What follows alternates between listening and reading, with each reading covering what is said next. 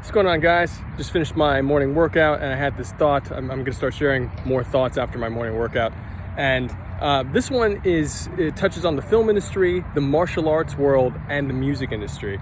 And it really boils down to, essentially entertainment industry stuff that boils down to core principles of living.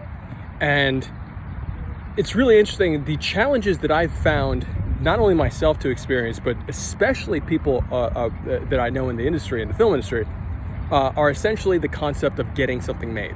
And so the getting something made idea takes power away from you and puts it into somebody else that makes it or helps you make it, but essentially leads a charge for you rather than you leading the charge yourself.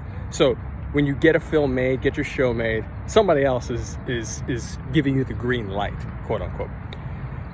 Let's move to the martial arts industry. I was talking to a buddy, a professional fighter of mine, who has not taken a fight in a while, and is now concerned about his age in terms of being able to get on a card, and for promoters to feel like they can back him. And he already had trouble finding fights a few years ago. And so this is interesting to me because he's very, very talented, known fighter, but he still has those concerns. Those concerns are the concept still connected to the idea of somebody else essentially greenlighting your artistic expression when it comes to putting that into a business form. So making your art a business. And now let's move to the music industry. The music industry, you have, forget the industry, the music world. Musicians, more specifically artists that want to, quote unquote, get signed. And if not get signed at first, the end game for pretty much all these artists is to get some form of deal of financial compensation on a regular basis that is more than enough to sustain a life.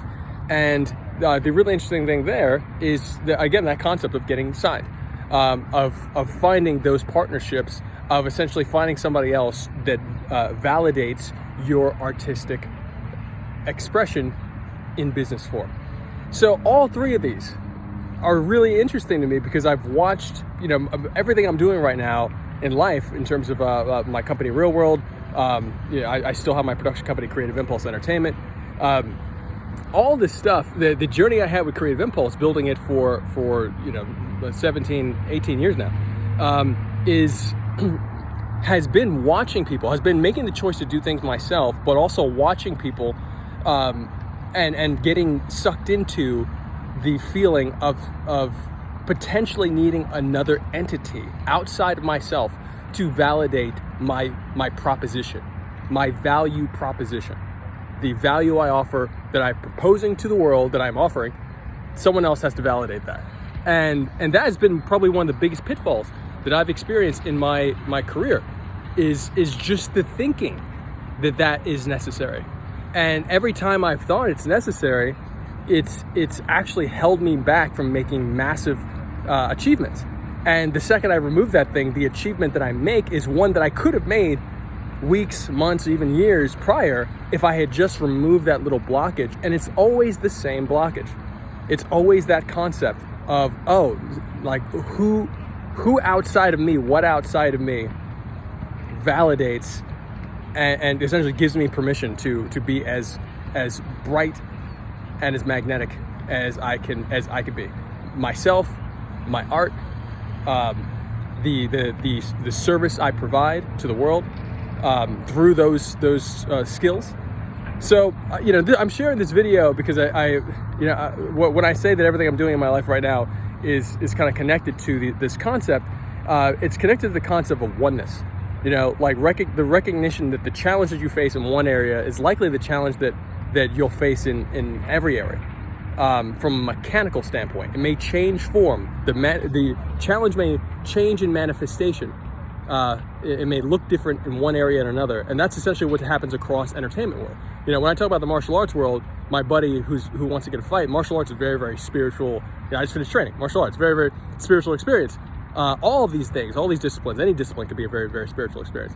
But the bottom line is that my buddy who wants to fight on the title card is that's an entertainment play, because he's taking his martial arts, he's putting it in front of other people for their entertainment. They buy tickets. Your music, where it comes from a very, very pure place, hopefully, is entertainment. So your filmmaking, your storytelling comes from a very, very pure place, but then it's still entertainment. So, and I look through all of this through the lens of like, how do I bring my spiritual centeredness to a wider audience? And I think that core question, and I don't have an answer for anybody outside of myself. I know what I need to do. I just finished training. That's part of what I do first thing in the morning. So meditation, training. So I just wanted to share all of that. It's an interesting question to ask yourself, wherever you are in your career, for whatever industry you're in. And the bottom line is that as a dear buddy of mine says as well, who I consider a big brother, every business is a media business. Every business is a media business. Whatever you do is a media business. Business I'm building right now is a business to augment your business. It's called Real World. That's kind of my thinking. Like, my service is, how do I provide service to other people in terms of storytelling?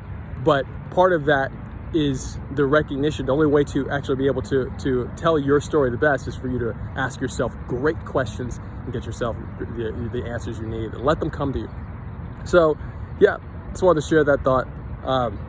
Ask yourself how to bring that centeredness to everywhere else, and it'll help you find more of the centeredness.